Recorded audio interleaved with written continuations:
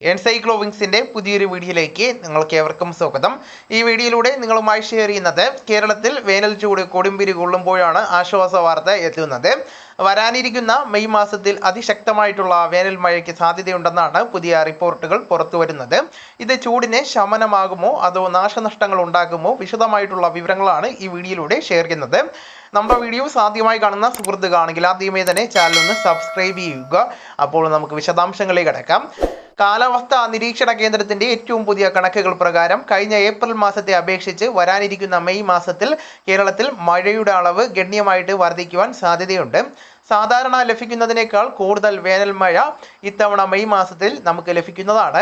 ഇതിന് പ്രധാനമായിട്ടുള്ള കാരണം അറബിക്കടലിൽ നിന്ന് കേരള തീരത്തേക്ക് വീശുന്ന ഈർപ്പമേറിയ പടിഞ്ഞാറൻ കാറ്റാണ്. കൂടാതെ വടക്കൻ മധ്യ ഇന്ത്യയിലെ കടുത്ത ചൂട് കാരണം രൂപപ്പെടുന്ന കുറഞ്ഞ വായുമർദ്ദവും അറബിക്കടലിലെ ഈർപ്പത്തെ കേരളത്തിലേക്ക് ആകർഷിക്കുന്നതാണ്. ഈ മഴ കടുത്ത വേനൽ ചൂടിന് ചെറിയ രീതിയിലുള്ള ആശ്വാസം നൽകുമെന്നാണ് പ്രതീക്ഷിക്കുന്നത്. പ്രത്യേകിച്ച് കഴിഞ്ഞ മാസങ്ങളിൽ നാം അനുഭവിച്ച റെക്കോർഡ് ചൂടിന് ഇതൊരു താൽക്കാലിക ശമനം ആകുന്നതാണ്. എന്നാൽ ഈ വേനൽ മഴയോടൊപ്പം തന്നെ ശക്തമായിട്ടുള്ള ഇടിമിന്നലിനും കാറ്റിനും സാധ്യതയുണ്ട്. ഉച്ചയ്ക്ക് ശേഷമുള്ള സമയങ്ങളിൽ അന്തരീക്ഷത്തിൽ രൂപപ്പെടുന്ന മേഘങ്ങൾ അതിശക്തമായിട്ടുള്ള ഇടിമിന്നലായിട്ട് മാറുവാൻ സാധ്യതയുണ്ട്. അതിനാൽ തന്നെ പുറത്ത് ജോലി ചെയ്യുന്നവരും യാത്രക്കാരും ഈ ഒരു സമയങ്ങളിൽ പ്രത്യേകമായിട്ടുള്ള ജാഗ്രത പാലിക്കേണ്ടതാണ്. മറ്റൊരു പ്രധാന കാര്യം, മെയ് മാസത്തെ ഈ ശക്തമായിട്ടുള്ള മഴ വരാനിരിക്കുന്ന കാലവർഷത്തിന്റെ നേരത്തെയുള്ള വരവിനും സൂചന നൽകുന്നുവെന്നാണ് വ്യക്തമാക്കുന്നത്. മെയ് 25ഓടുകൂടി തന്നെ കേരളത്തിൽ കാലവർഷം എത്തുവാൻ സാധ്യതയുണ്ടെന്നാണ് ചില കാലാവസ്ഥാ നിരീക്ഷകർ പറയുന്നത്. എങ്കിലും കൃഷി വിളവെടുക്കുന്നവർക്കും വീടുകൾ അറ്റകുറ്റപ്പണി നടത്തുന്നവർക്കും ഈ അപ്രതീക്ഷിത മഴ ചെറിയ രീതിയിലുള്ള ബുദ്ധിമുട്ടുകൾ ഉണ്ടായിരിക്കുന്നതാണ്.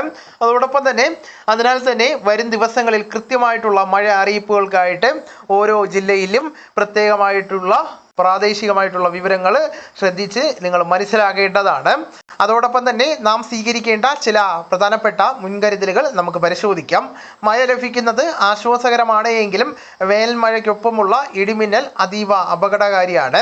അതിനാൽ തന്നെ ചില സുരക്ഷാ മുൻകരുതലുകൾ നമ്മൾ നിർബന്ധമായിട്ടും പാലിക്കേണ്ടതാണ്. ഉച്ചയ്ക്ക് 2 മണി മുതൽ വൈകിട്ട് 10 മണി വരെയുള്ള സമയത്താണ് ഇടിമിന്നലിന് കൂടുതൽ സാധ്യതയുള്ളത്. ഈ സമയത്ത് ഇടിമുഴക്കം കേട്ടു തുടങ്ങിയാൽ തന്നെ ഉടൻ തന്നെ സുരക്ഷിതമായിട്ടുള്ള കെട്ടിടത്തിനുള്ളിലേക്ക് മാറുവാൻ ശ്രദ്ധിക്കേണ്ടതാണ്. മരച്ചുവട്ടിലോ തുറസായ സ്ഥലത്തോ നിൽക്കുന്നത് ഒഴിവാക്കേണ്ടതാണ്. വീട്ടുപകരണങ്ങളുടെ കാര്യത്തിലും ശ്രദ്ധ വേണം.